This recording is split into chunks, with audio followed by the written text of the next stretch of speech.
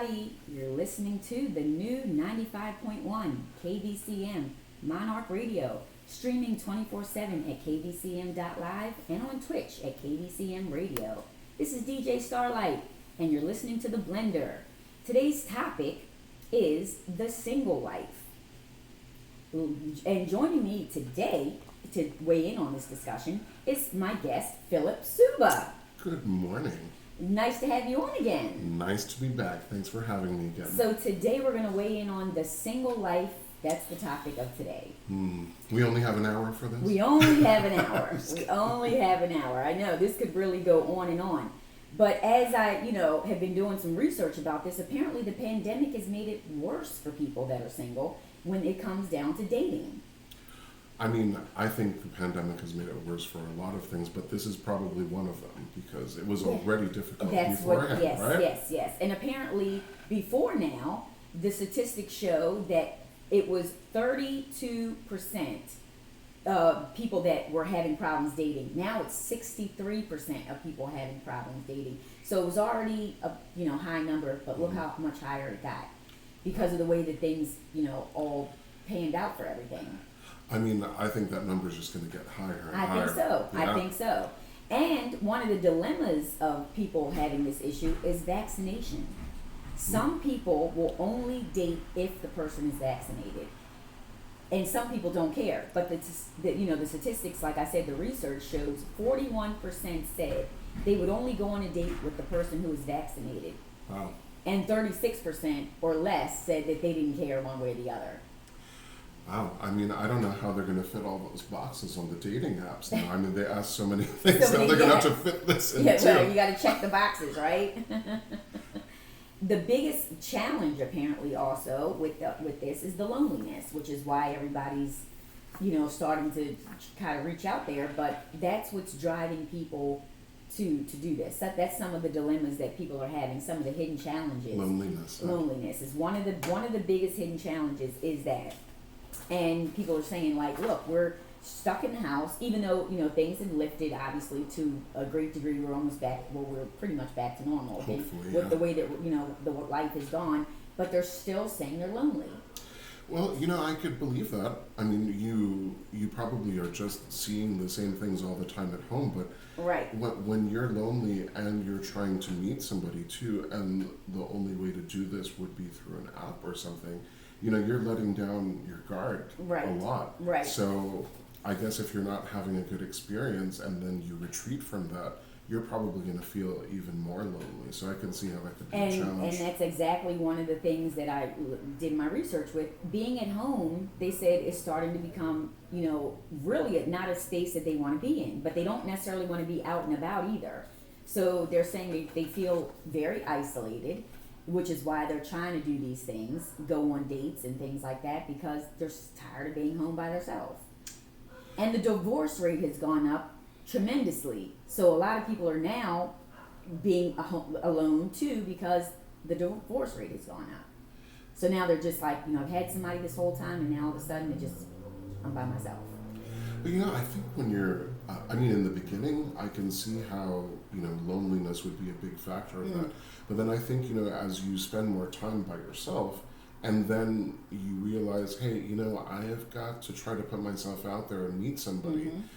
Maybe during this time of being by yourself, you start to establish standards that you want people to fill that may become unrealistic, or maybe they are realistic, but it's not going to be something that's filled by somebody that you try to meet online if you're not going to meet them in person. Yes, don't you think? I absolutely agree with that. And a lot of people say that dating online is like inauthentic. It's not really as like, I guess, I'm not sure because I've never been on them, but they're saying that back, a few years back, at least you'd meet some real authentic people in there. Now it's like you just put up a fantasy and you go with it. No, it's true. I think there are a lot of success stories. I know a lot of people that have met each other online, starting with, what was that called, eHarmony? Oh, yes, Match.com, yeah. And now you have things like Bumble and Tinder. Oh my gosh, there's so many. There's so many of them, and I think now with everything that's happening, with how you have to isolate or you can't really go out much, you're really becoming dependent on these apps, whereas before you weren't necessarily dependent. It was just complementing you going out Yes, and meeting yeah. people. Because people were meeting organically, like at a grocery store, at the At car at wash, a bar, walking their dog. at a party, Yes, through common yeah. friends, through anything like that. Yeah. Well, here's the thing now, okay? If you don't know how to work around these apps or how they really work, you're setting a lot of your expectations and your hope in an app where you're really Yeah. not getting to know somebody face to face. That's right. Right. So if you don't educate yourself on it, which is what I've been told from other people, Yeah. then you're setting yourself up for a lot of disappointment, which may make you feel even more lonely and retreat more. So what do you think that somebody should do to educate themselves, to be prepared for it? Like, what is some of the tips you would say that somebody should do that goes in there with all kinds of expectations, that's never been on it before? Well, okay, let's put it this way. I think that now there's much more prevalence of people with fake profiles. Okay. Okay, so I think going into any kind of online dating, if you're not going to be able to meet people outside, you have to really know what you're looking for. And you have to know how to distinguish when something sounds a little weird. Mm-hmm. Basically, go with your gut instinct. Okay. A lot of people have told me, including my own experience, there are a lot of people on here with profiles that just kind of say something to really hook you and get you in, right? you. But it's almost too good to be true, right? So there has to be an element of, well, Is this too good to is be this true? too good to be Yeah. true? And how come I'm not finding like any things that maybe we don't have in common that would be good talking points? Or why is this person so quick to want to meet and get your number and contact information? So that's a bad sign? Well, I mean, like I said, there's exceptions to everything, but I mean, I've seen people that say, oh, they ask for my number right away, and it turns out to be a scam. Oh. Neither a spam profile, but also sometimes one of these scams to make money and to get your information and personal information. Wow. So people do prey on that sometimes. I did not know that. Yeah, so that's why I think that contributes to a lot of people saying that there's difficulty of dating in the pandemic. They feel lonely because they have a bad experience. I mean, so many people have gotten swindled. Remember that whole story with the Tinder swindler? Oh, yes, yes. I mean, people look were at talking that. about that movie like this guy was a real Casanova. Like he really reeled these women in to the point where, I mean, was it like hundreds of women that he Yes, all over the world, and hundreds of thousands of dollars and euros and whatever. I mean, what does that say about the person? Does it say anything about the person that got, or does it say more about the person that got you? Like, what is it? You know what I mean? It's like, what's your take on that? Well, this Tinder swindler, he really did his research. Wow. He knew exactly what would be appealing to women. He not only targeted specific women, but specific cities. He had a whole profession built up for himself, and he made it very believable. Okay, you have to appeal to someone's emotions, Yeah, right? that's If probably somebody the key. has their wall up and then they see this very successful business person that is whining and dining them and offering to travel wherever they are, you're hooking people in. That's true. Right. That is very true. So I never saw the movie, but so if you're so successful, how did you get money out of people? Like, how did they not put the pieces together to say, look, if you're that successful, why am I paying for everything? Every time you turn around, you're getting money from me? That's a very good question, and I am going to equate it with this. Let's just say, we are friends, okay? We establish a friendship, we establish a rapport, okay? I take you out to dinner sometimes, we talk about stuff, and I say, I'll pick up the bill, you know what? And then all of a sudden one day I come to you and I say, listen, I'd love to foot the bill, but, I'm kind of going through a hard time right now. I lost this on this investment, I lost this money, I'm kind of unemployed. So, I've already established a rapport with you and a trust. Right. That's exactly what he did. I Did mean, you in see a the romantic... movie? I did. Oh, so that's how he reeled. Because I'm thinking, how do you go from that to that? But I can see the systematic manipulation that It is went on there, manipulation, and eventually that's how it worked. Okay, I get it. Yeah, so he swindled one to pay for the next one. Oh. Right? So it's like, they're wondering, how did he have all this money? Well, he had the system going. Got okay, it. but what he did was to establish the trust with this person. and then also to wine and dine them and show them a good time, and then all of a sudden say, oh, listen, I'm stuck in this country, all of my assets are frozen, can you get me a loan? Yeah. Can you give me a loan? Of and course. if you've fallen for this person, I mean, you're not. They had already fallen. I was ready to say you're not going to not help them. If you really have fell for them and they say they're stranded or whatever, you're going to help them. Well, so I could see how that, it's a very extreme case, but this is some of the reasons that people are very apprehensive to go online and date. And now people are saying dating online sucks. They're not even saying it's a good thing anymore. They're like, it sucks. Don't even bother with it. It's I'm not going to lie. Yeah, to some degree it really does. Okay, because you can it becomes very difficult to distinguish who's actually authentic, who just wants a good time for a few days or a few nights or whatever. But in all honesty, it's like that in the actual dating world too, not just in the apps. Yeah. You might meet somebody in person and have a great time, and they have just as much. Just taking a chance. Yeah, exactly. You're It's just a chance, And a lot of people say dating right now feels more casual than serious. And there are people that really want serious relationships. You go on these apps assuming or hoping with, all intentions of that being a serious thing or not. And let's just say serious, and it ends up not being. So this is why, it's almost like you got to weigh your options really with that. Well, whether it's worth it or not for you. You got to kiss a lot of frogs before you find that prince, right? So you got to take a chance. I mean, it's not always going to be however you expect it. But again, I tell people, I got very discouraged at one point. But it's like, if you don't put yourself out there, you're never going to know what's really out there. Yeah, right. You can't let all these bad experiences dictate whether or not you're going to really finally say, I'm done with this. Yeah. I do think a healthy break is good. Yeah, right. Because sometimes, you just really meet too many of these wrong people. And I can only imagine, like you said, going through, kissing all these frogs to try to get the right prince. And I mean, that could wear you out right there. That can discourage you right there and say, you know what, I'll just find them when I find them. There are so many frogs out there. This is a world for Miss Piggy. It's not a world for any of us anymore. She likes frogs. She can have them. Oh yeah, she sure does.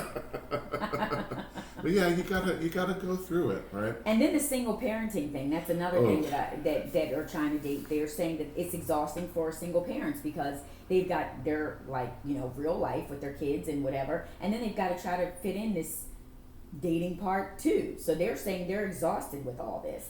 Yeah. And there are even people that don't want to date someone that has children. So that poses another obstacle right there for someone. Right. One other hidden challenge, and this is kind of like a question at the same time. How do you start a relationship while you're still struggling to maintain friendships and things like this? And getting over relationships. How do you start new ones if you've just been completely, messed around basically? I mean because that's a hard thing. If you've just gotten over something that you're and then you've got to start again because you just can't just not. How difficult is that? That's got to be. Everyone is going to answer this question differently, but I always try to think of things like that would apply to everyone, not just a single experience.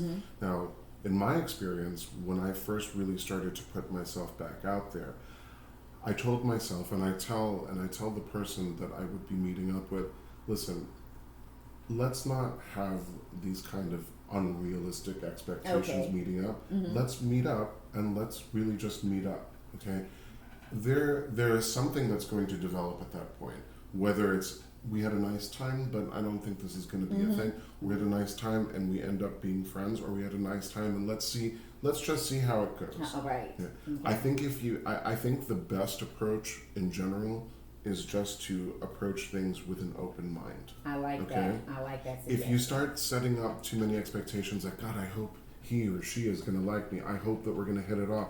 You get in your head so much that you're not yourself when you're at this date. Right. Okay. And it's just meeting up with somebody. Right. Because when you overthink, it could turn left really quickly. I mean, you start overthinking, am I going to be good? Whatever. It could really turn left, which is another issue that people are having. It's like, they're contending with mental stress. So they're like, how do I contend with just mental stress in general from everything and still being able to have relationships? Well, It's like you probably should figure one thing out first before you jump into the other. That's just my opinion. It's like if you really do feel like you're bogged down mentally, yes. get that under control first before you even jump into the next thing. But people want it all. They do, and sometimes it's a matter of impatience Yeah, too. yes, It's like, well, yes, I want yeah. this, but I'm not ready for it. Well, I need this to happen now, but I'm not ready for it. Mm-hmm. So you bring up a very good point. Okay, when you're approaching anything like this, especially if you're putting yourself out there for dating, you have to be ready to Right. be out there. Right, Okay. right. If you're feeling any kind of hesitation or any kind of worry, or your instinct is telling you don't go, then probably don't go. Because if you're not all in it to win it, you're not gonna allow yourself to have a good time. That's right. And That's you're not right. gonna allow yourself to kiss these frogs that Yeah, right. princess, right? Right, right. Well, I mean, But it's- some people are so, desperate for just, and this is just from research, they're desperate for physical contact of any form. So they want a hug, they want, just an embrace, something, because they're so lonely. So they don't really think it through to get all that out of the way first. They're just so desperate for this physical contact that literally they're just going to jump out there. They're not going to think things through, which is probably a major mistake right there. But if you're that, I mean, that is an interesting point, because let's look at both sides here. One side really wants to go out and meet somebody, and one side really just has intentions of making this a one-time thing. right. What is the commonality there? Both of them want some kind of physical touch or interaction. The difference is, where is it going to go after that? So I believe 100% everybody hungers for that Yes. interaction and that, the physical touch and physical contact. Right. It's what you want to do with that after that, where people differ. And then I agree with that. That's a good point. Very good point. And it goes back again. Nobody wants to, or this is research again. They don't want to go to bed alone. And like they're starting to feel like, you know what? I don't care who it is. I don't care the quality of the person. I just don't want to go to bed alone. I do not want to be alone. It's fear of being alone that's causing people to just make unrational decisions, and loneliness. You know what I've actually noticed too, and that's also a good research point too. People don't want to go to bed alone, but they also don't want to consistently be with someone in the same bed for an amount of time. Right. So Okay. you got a double-edged sword there. Exactly. So you want the comfort of, okay, I have somebody that I'm with. They sleep over, or I sleep over once in a while, but I still get to go back to my own place. Yes, right. And I think right. that's been one of the bigger changes since the pandemic. Okay. I do want somebody to live with, but not 24/7. I need my time to myself. That's the big difference there. Yeah, and speaking of that, one of the things that the divorce rate is going up is because people have really realized who they're dealing with. And this is after 20 years, like 17, 20, 30 years, whatever.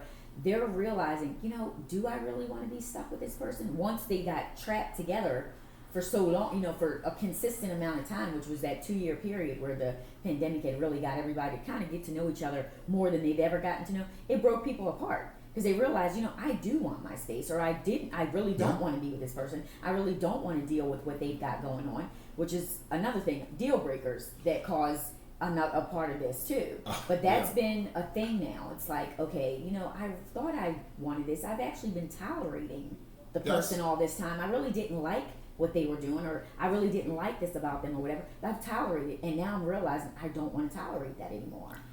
I'm so glad. That's a thing. I'm very glad that you mentioned about the deal breakers, because taking this extended break from dating in general, I do realize, there's a lot of deal breakers that I have now that didn't necessarily exist before. So this is going to be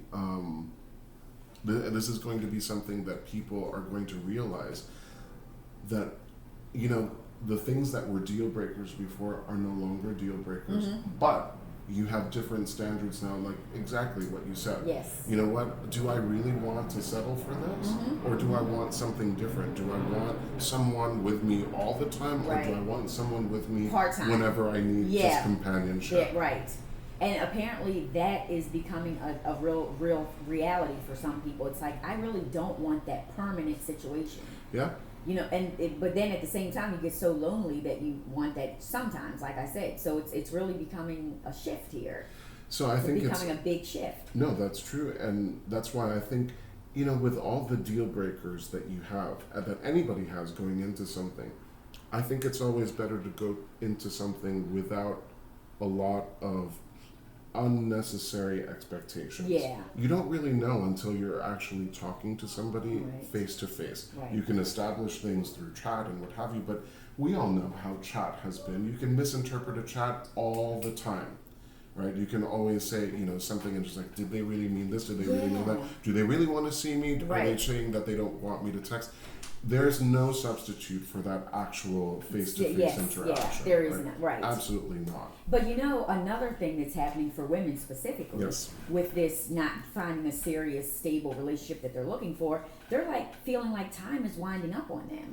You get to a certain age and you're like, time is ticking here. I need to either have a kid, have a marriage, something. So they start getting into these types of mental issues, not mental issues, but mental challenges as far as what's going to happen for the future. If I don't hurry up and jump out there and get somebody, who's to say whether it's going to happen? Oh, that's true. And that becomes a very challenging thing. Again, like just say you're in your 30s, you're like, okay, 39, whatever, 40s.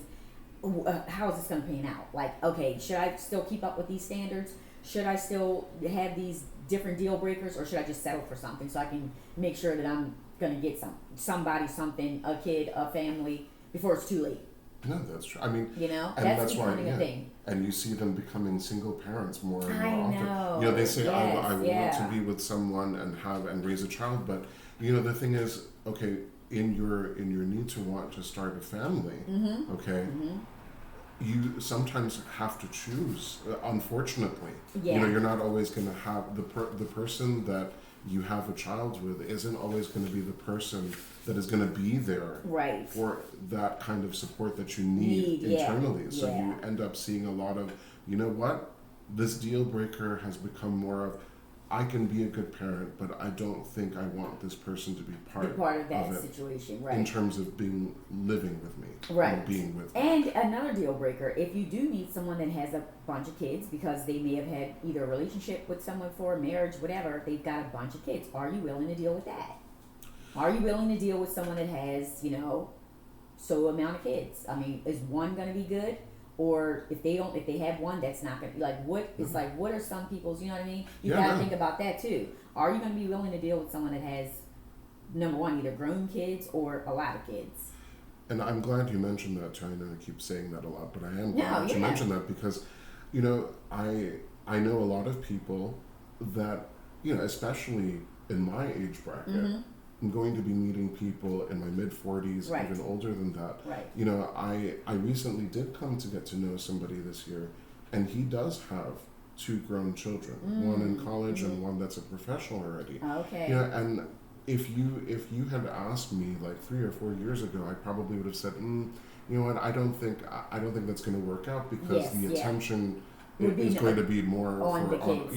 And then I don't want this person to feel like I'm trying to take attention away. But my view has changed a lot. Yeah. Because I think now the way that I choose to look at it, he's a very good father. Okay. And that's a good thing for me to see, because if you can be a good parent to your children, no matter how old they are, that's a sign of how they will treat people in general and their values and their priorities. In addition to their mother. Exactly. How they say if you treat your mother good, that's a great sign. Exactly. You don't have a good relationship. He does treat his mother very well. So, but I mean, that's not for everybody. Yes, Right? Some people want to be the focus of the attention, but then it's like, do you also examine that you yourself, when you impose those kinds of standards on someone, what are your priorities too? Is that person going to be able to accept your priorities? There you go. Right? And that really puts the pressure on the other person. It really does, because if they really want to be with you, but you're putting this type of pressure on them to say, look, just because you got this situation, I don't want to be bothered. It really makes them have to kind of make a choice in a way, and that's not fair. It's not. That's not fair. It's like you either accept it or you don't. You can't put those kind of demands on someone because it's something that they can't change. It's an unchangeable situation. You cannot, it's not like And you can say, all right, I'm just going to get rid of the kids. You know what I mean? It's an unchangeable. Yeah. So some things you can change. Like, I don't like your smoking habit. You can change those types of habits. Yes. I don't like you drinking coffee every day because, you know, your teeth are going to get, you know, stained or whatever. Anyway, these are things that you can change. Certain things you can't put demands on people to change. You just can't. Exactly. And that's one of them. And, you know, that goes kind of with the whole kind of self-esteem issue. It's like, with you doing that, does that say something is going on with you, that you have to put these kind of things on somebody to make it? It's like a selfish act in a way. If you certain things, it's like a selfish way of thinking. You're not thinking about the other person. You know, the one thing that I have come to learn, and I'm sure that a lot of people have come to this realization, especially now, okay? All the things you think you want in a partner, in a date, in anybody's study that you're with, whether that be in a marriage, a civil union, or just a common law arrangement, okay?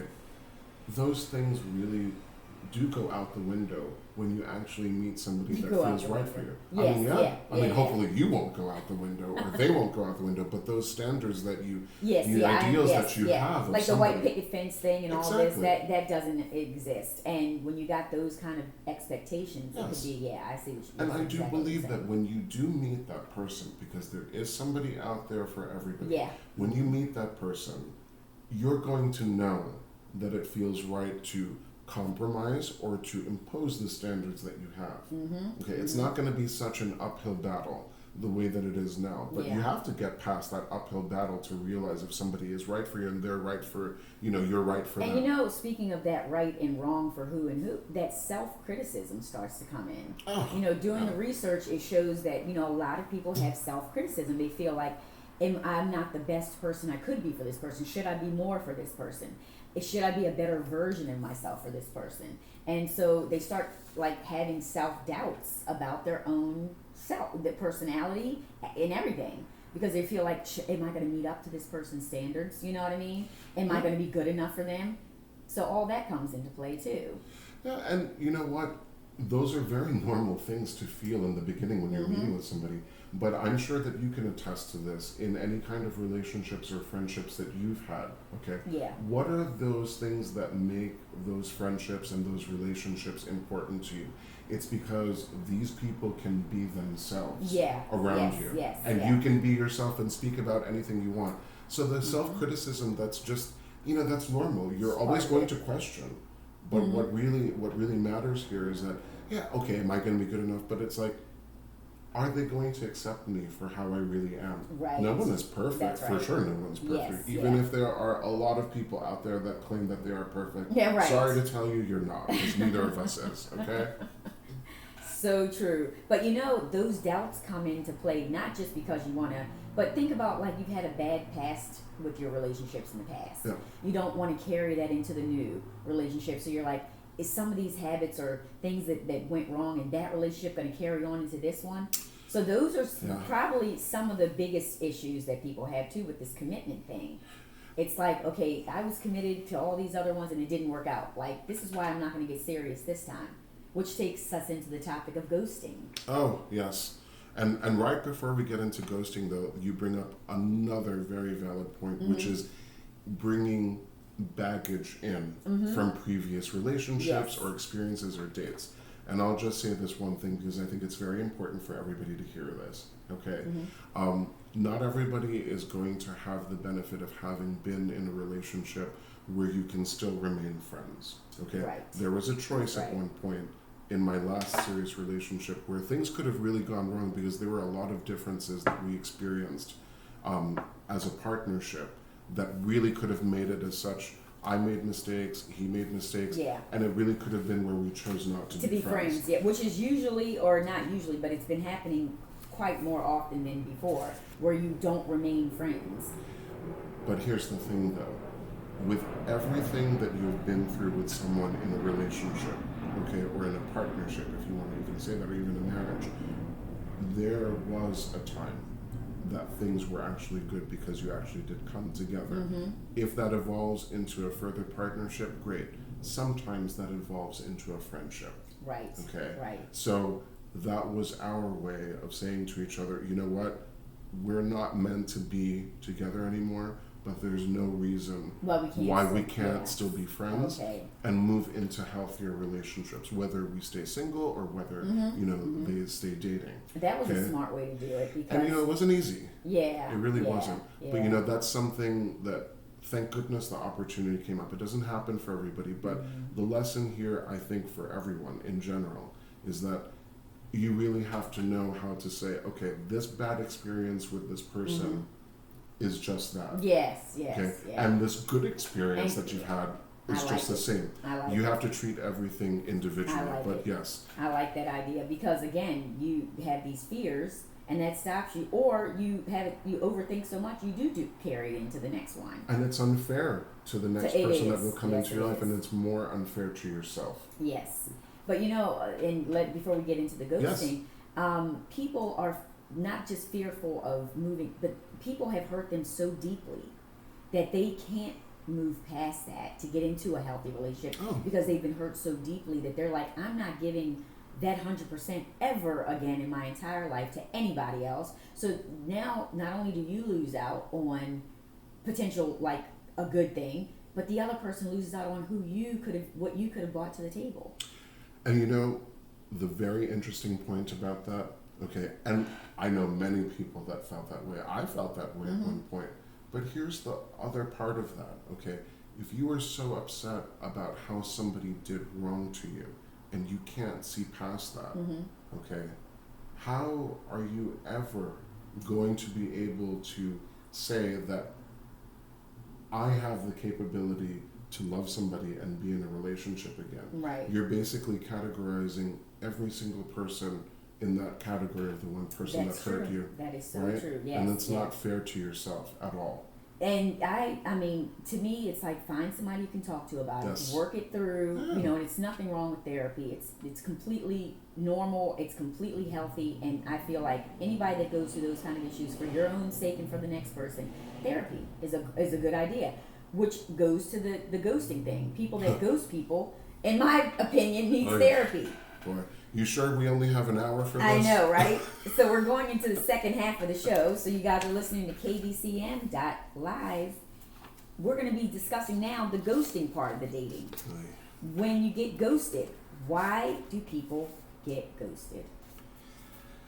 That is a question on everybody's mind, and we've done some research, and we found that it's part psychological, part personal. So we'll get into that.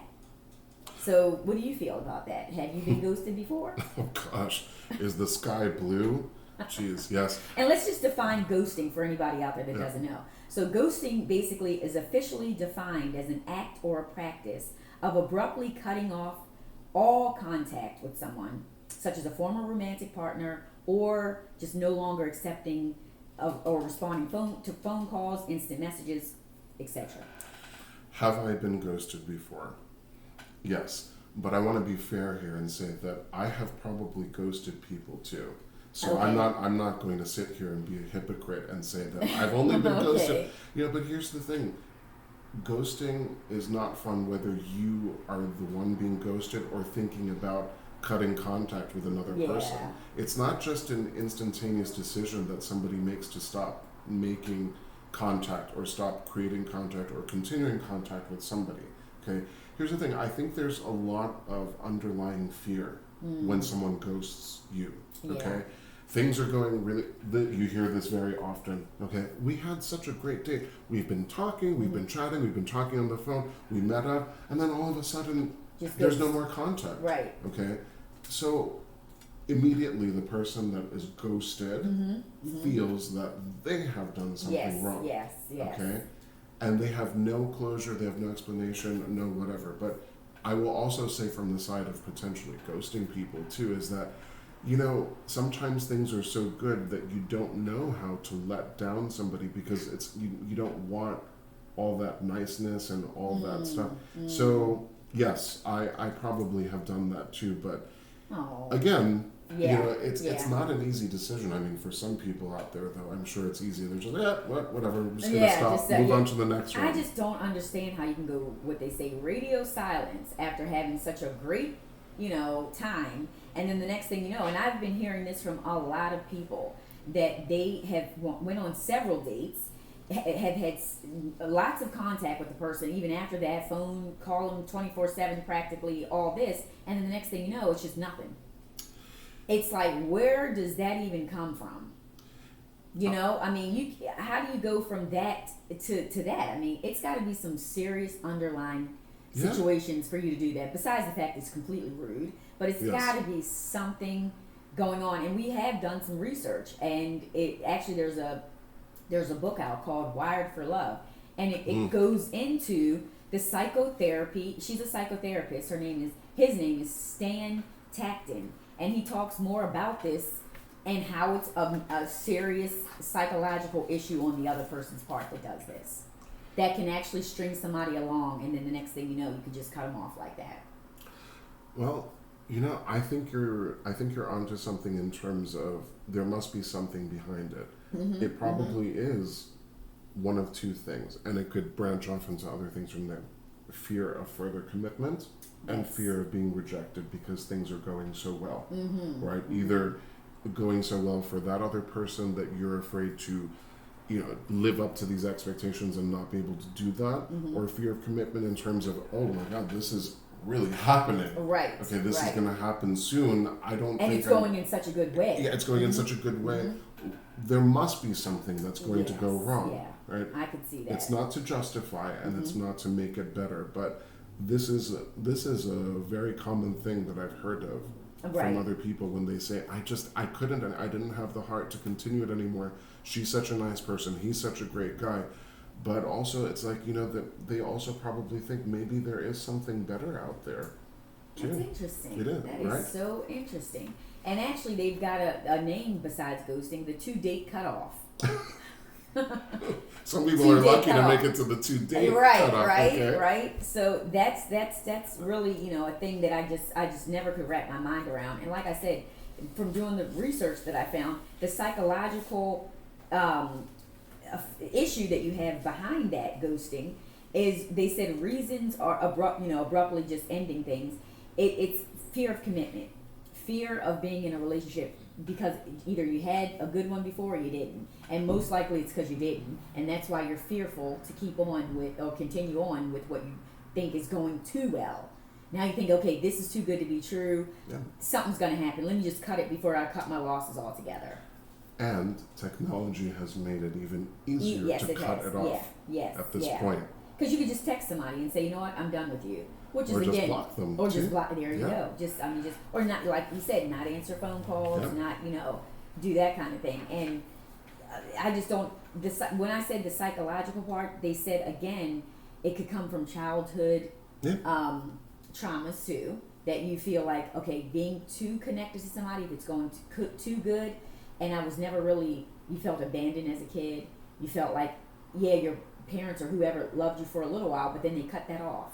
You might feel like moving into something that seems too good might happen again, and you're just going to put up a wall yourself to protect yourself. Yeah, I fully believe that. I mean, openly speaking here, my parents divorced when I was very, very young. Okay, so I'm sure that has created some sort of emotional trauma for me too, because when things start to go well with someone, I can feel myself saying, oh, is this really too good to be true? I mean, there's so many people in my family that have track records of being divorced, that their marriages don't last, but they get into successful second marriages, or they just don't remarry again.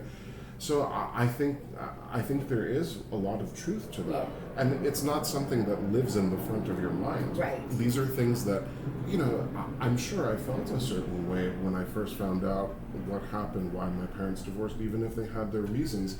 It's still difficult to go to school and be around other students that are in, what I considered a full household with both parents. Yes, yeah. Right, so and that's a big impact. That's a big, but so that between that being an impact, but just the fear of just being hurt, that's the part of the psychological issue. It's not necessarily the commitment part, that's part of it, but the fear factor. Like you said, you've seen examples of broken marriages in your family, in your life as you've grown up, and you're like, you know what, I don't want that.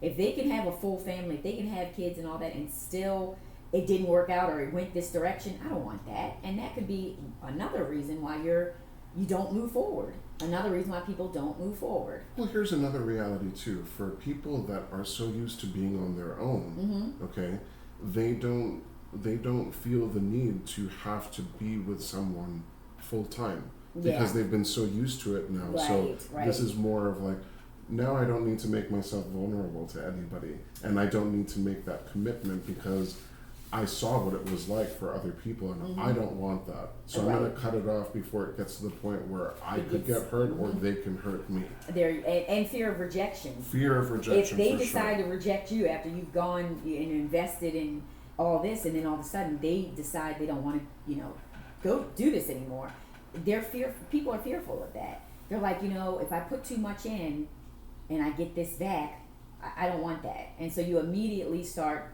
thinking those thoughts, which can really make you make the decision to say, all right, I just don't even want to let this go any further.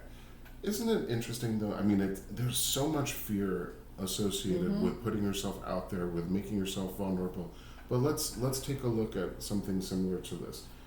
People that invest in stocks, people that invest in any investment. I'm sure that you've had that too with the investments that you've made.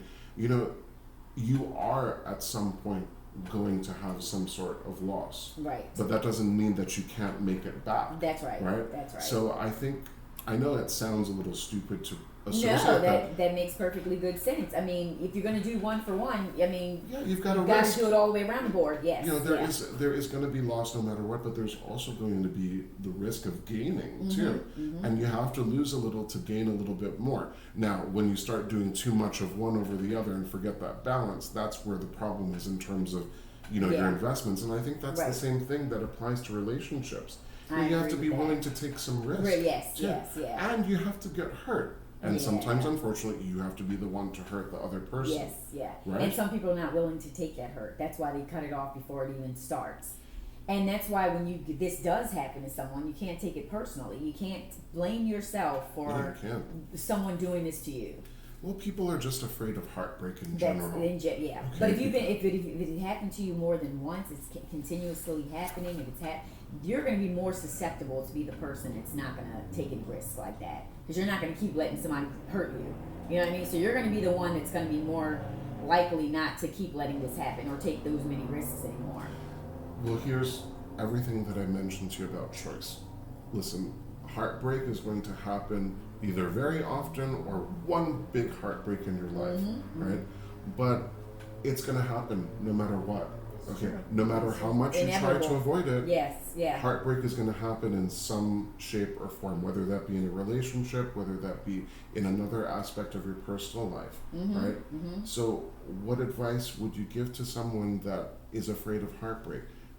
Well, don't be afraid of it, because everyone will go through it. Yeah. And you will master how to keep going with it and how to get back up and do that. You've got to do it. You've got to do it for your own sake. You've got to do it. And what they say is, like particularly, mean about the situation with ghosting people is that you don't know why. What's their reasons behind it? We're saying reasons, but we would never know the reasons why someone did this to you. Why they did it, what happened to cause them, what was the breaking point for them to say you talked to them the day before. You know what I mean? That's the only thing it's really bad for people that get ghosted, because you don't know why. What caused it? What did I say? What did I do to make them say, okay, this is the day I'm going to just cut all communication? And they're looking for closure. Right. Okay? Right. So let's just say, for example, that somebody gets the answer to that question. What did I do wrong? Why didn't it last?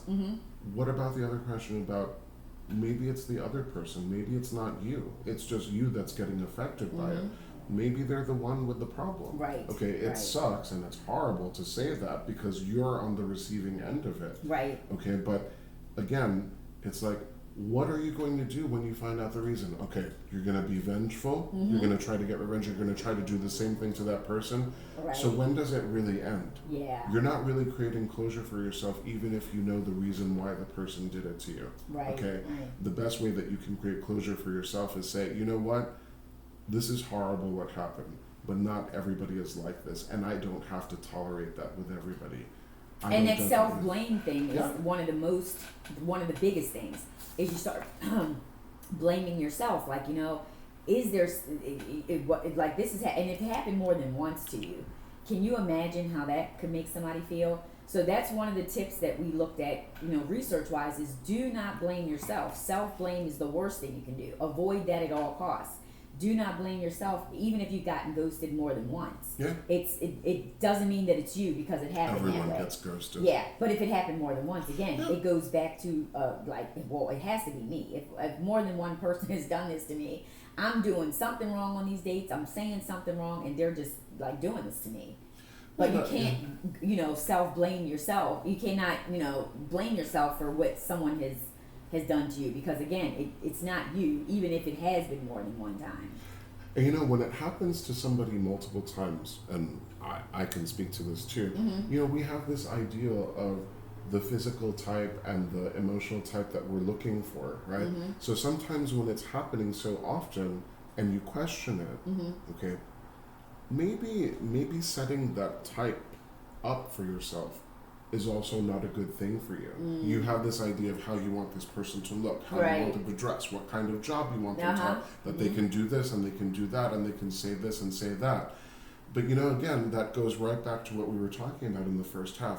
When you set all of these standards where people have to check these boxes, and yes, you should have standards for people. I mean, there are basic standards people should have. That's right. But the more specific you become, you are actually opening yourself up to people that may not be the right person for you because you're asking them to check too many boxes off of your checklist. Yes, right? yeah. Where it starts to look like those test sheets. It's like an interview, right? It's like a Scantron. If anybody gets that reference, where it's like 100 questions, 100 bubbles you have to fill in, right? Yes, right. And you have to start reconsidering your strategy, your dating strategy. Yeah. So if it's going in that direction, according again to research, you should start reconsidering the way that this is going. Reconsider your strategy on how you're doing this, because that's probably part of the reason right there is the way that you are doing it, going about it. No, that's true. And again, like we mentioned before, it's okay to take a break from dating. Just don't give up on it altogether. Okay? Take a break and, just give yourself some time to just reset a little bit. And know that dating is, as we say, absolutely just the rudest thing you could ever do to somebody. I mean, to me, it's the more ultimate thing, rudest thing. If you're going to just be real with somebody, just let them know that it didn't work out. You're not interested anymore. But to do it that way, to me, is just completely just disrespectful and rude. I don't care how you look at it, even if it's becoming the style and it's happening to everybody and they think it's good. It's not good. It's not good. So it's becoming like a thing where it's like, oh, you know what? If I'm just not interested, I'll just cut off. I'll just do the 2-date cutoff, as they say. Give the person the common respect of saying, you know what, this didn't work out. I just don't feel like it's going to go anywhere, whatever. But don't do that. I do agree with that. Because it leaves the person holding the bag, again, with feeling guilt, shame, all these different emotions because of what you've done, And in all fairness, in the times that I've felt that I've done that, okay, there are also instances to which I think it's very interesting to bring up, is that when you try to tell someone that you think it's not really working out, even though you have a good time, you can have a good time on dates, but you may not have that much to move forward with. It's just a good time. Okay, yeah, we can have a nice talk, but if you can't envision yourself with that person, there have been a few times that I have been the one to say that, and they still persist and want to continue. That was my reason for ghosting. Okay, so I don't. But again. But again, it's rude. It is rude. It is rude. Still would be to say, even though you might want to pursue this, it's just not where I'm at. Yes. Some people don't want to hear that, though. Yeah, even if you're honest with them. Yeah, even if you're. But I'd rather that than to be wondering what did I do? What did I do wrong? And what about the people that are honest, though? And saying that, listen, I really enjoy spending time with you, but I also don't feel that this is going to go anywhere, so I think we should cut it off. Yeah. What if the other person keeps persisting? Do you still consider that ghosting? Well, then you have to cut it off. No. At that point, then you have no other choice. But when you just go ghost. Oh, no. Straight out, that's the rude part. No. But no, if someone's that's like harassing you at that point. I guess maybe I didn't ghost them. Yeah, no. That's not considered a ghost. Yeah, kind of. Remember the definition I gave for ghosting. Maybe it's like half ghost. Maybe it's like half humaning and half ghosting. That's going to be a word now. Humaning. Okay, so it's not quite ghosting, but it's also not really the great thing to. So I humaned. Yes, I humaned this there person, you go, okay? There you go. I humaned them, okay? Yeah, but and I like that. I like that. That's going to be a new word now. Okay. But the fact that you did, you let them know ahead. Yeah. You didn't just No, cut. I didn't just cut it off. That part is the part Yeah. that I'm saying. Yeah. You can't do that. And if someone is already giving you that common courtesy, don't keep pursuing them. Because Yes, now it's yes. turned into a whole nother thing now. So you can't do that either. Yeah. It's like if they gave you the common courtesy to say, look, this ain't working out, whatever, then let that be what it is. You can't just keep on. This dating stuff is so difficult. Oh, I don't know how people can. And there are strategies of coping with this stuff, like something like drinking. That's right. Yeah, more than a glass of wine, right? But yeah, it can be very stressful actually. Yeah, That's why some people just kind of give up. But there are strategies when you go through these things, like when you're going through either the ghosting part or trying to get into it. According to some of the statistics, coping with it is being around people that support you, support you and give you good feedback on it. Like, look, it's not you. This is not anything that you've done to cause this. You know what I mean? Give you support on keep going. Don't just say, no, you're right, just stop. Just don't even go any further. This was the end of it. I wouldn't even waste my time on anybody else. You don't want to, be around that. So that's one of the things. And then just looking at yourself, like, let me figure out some other ways of practicing how to love, how to communicate.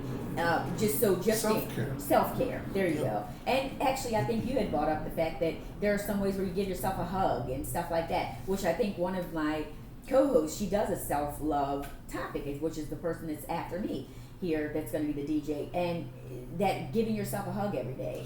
Yeah, literally, apparently that works.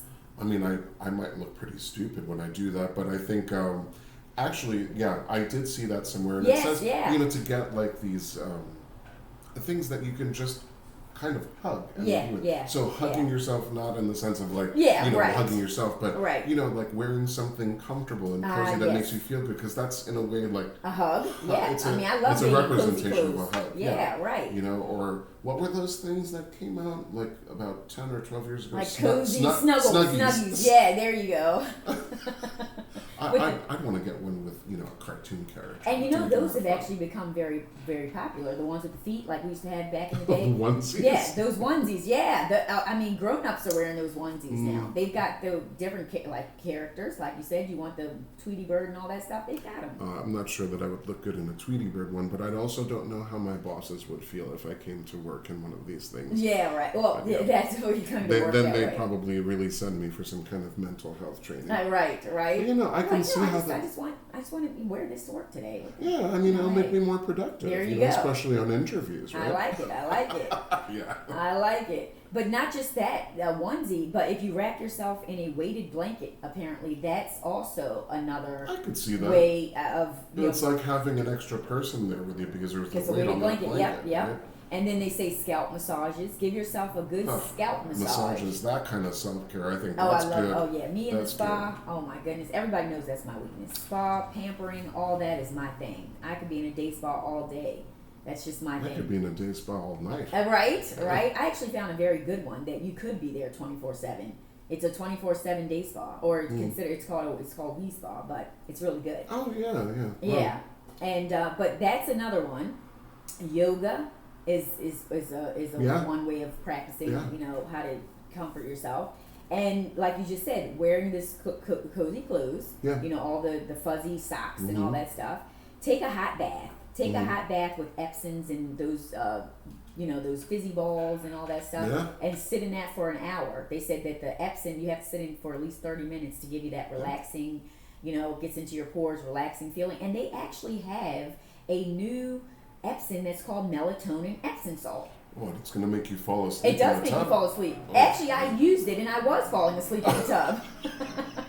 Now, what did it literally, woke up with, right? I absolutely did. Once I felt myself drifting off, I'm like, this stuff really works. Oh my goodness. So you sit in there for like 30 minutes and it gets into your pores. And I must have been sitting in there for a good amount of time because I literally felt myself drifting off. Were you all pruny? I was pruny. Yeah. I was. But it has lavender and some other kind That'll do of it. extract, and it's called melatonin epsom, and you can actually get it from Walmart if you guys are interested in that.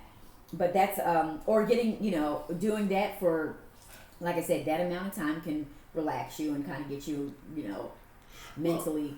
Here's the thing with that too, and that also brings up a very good final point for this. Mm-hmm. You have to be comfortable being on your own too. Yes, and being your own company. Being your yes, own company. Yes, yeah. And I've heard that from multiple people Mm-hmm. and people that have given me advice over the years. Yeah. Okay.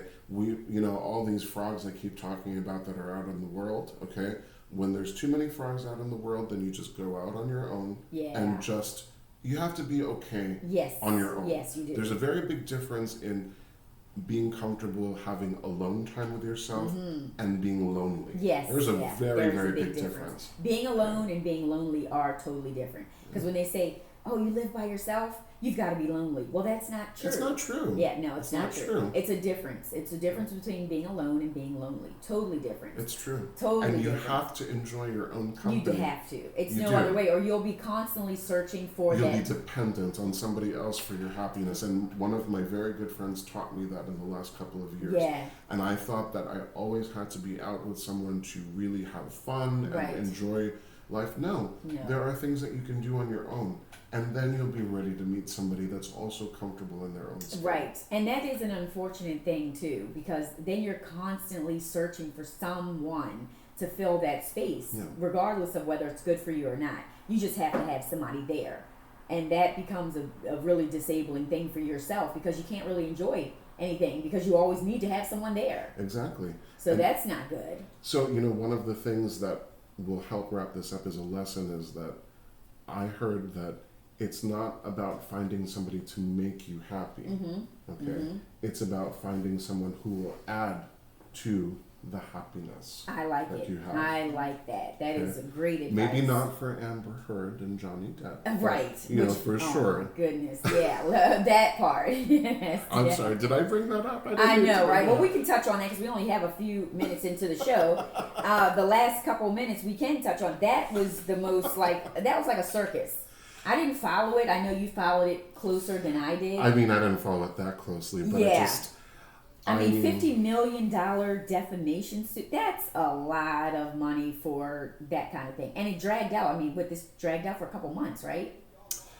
Yeah, I mean, this dragged out for years, to be honest. Because they met each other. See it, Well, yeah, for us to actually see it, but for them that were actually in it. I mean, I think this was going on even from 2012. Oh, is that when they got together? I don't know if it's actually when they got together, but I think I remember hearing things about them starting to see each other, and I think they got married sometime in 2016. Okay. So I'm sure Amber will want to stay single for a little while. I mean, the things that they said that she did, I'm like, wow, that was a little on the mental side.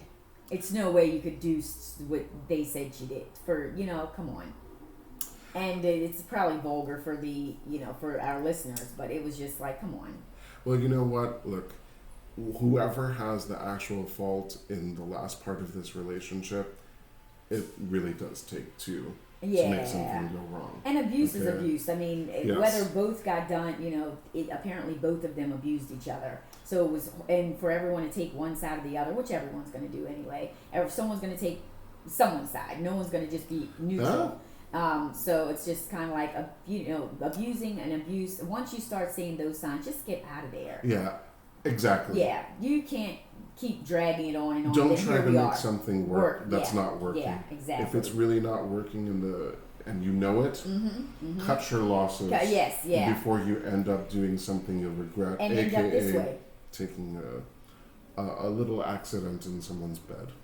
Right. That when you told me that, I just was like, who does that? There's vindictive things, and then there's just mental illness things. That to me is like, I just can't even believe it. Well, we can chalk that up to saying that love can really make you do crappy things. Sorry.